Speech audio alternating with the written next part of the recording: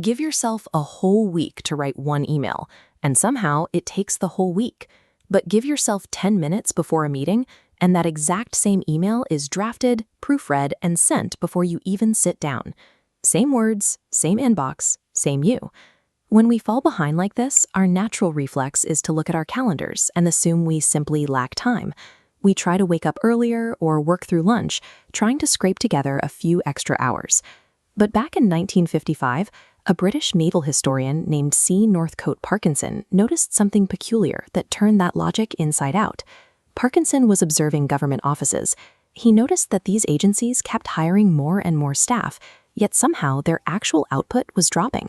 He summed up the phenomenon in a single sentence: work expands so as to fill the time available for its completion. Today, we know it simply as Parkinson's law. A task swells to eat your entire Friday because of the container size, regardless of the work's actual difficulty. When you give a project a massive, vague window of time, your brain interprets the work as low-pressure background noise. You poke at it, open a document, read what you wrote yesterday, and wander away. Nothing tells the water where to stop spreading. But impose a tight limit, and your biology reacts. The prefrontal cortex, the area right behind your forehead, responsible for focus and filtering out distraction, kicks into high gear. It realizes there is no time to wander and aggressively cuts away everything that isn't the immediate task. Scientists have a specific name for this kind of beneficial pressure. They call it eustress. Think of your attention as objects drifting in a wide open space. Eustress is what happens when you compress that space, forcing all those scattered elements into a single, highly pressurized, forward-moving stream. Now, there is a ceiling to this mechanism. If you crank the time down to an impossible window or stack 5 impossible deadlines together, you don't get eustress. You get panic, which destroys the kind of clear thinking real work requires. The goal is to find a snug edge. Human attention naturally dissipates without a firm boundary, but the boundary needs to be tight but fair. But in 2002, researchers Dan Ariely and Wertenbroch tested this exact idea. This chart breaks down their proofreading study.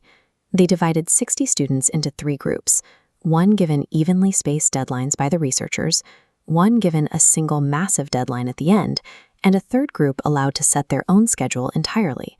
You might expect the group that knew their own schedules to perform the best. Instead, the students with the evenly spaced, externally imposed deadlines significantly outperformed the self-set group, catching more errors and earning more money. The data revealed a persistent human flaw. We consistently underestimate how long our tasks will take, often by 20 to 40%.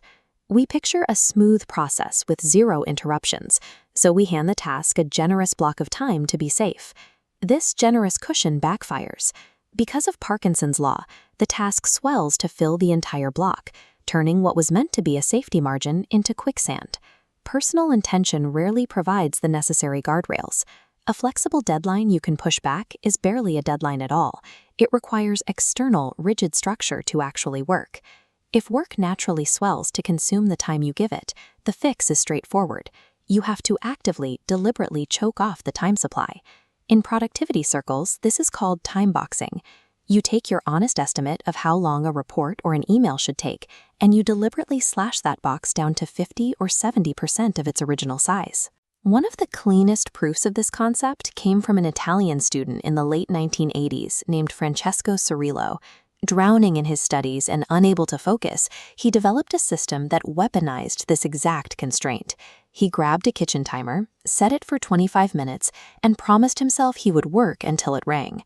It became known as the Pomodoro technique, named after the tomato timer he used. This ritual replaces the vague intention of working on a project with a small, sealed chunk of time, where the limitation acts as the engine driving you forward. But there is a catch. Each box can only hold one job. If you carve out a tight time limit and then try to cram a report, 3 emails, and a glance at the news inside it, you spend half your time switching gears. You shatter the pressure mechanism. Write the report and only the report.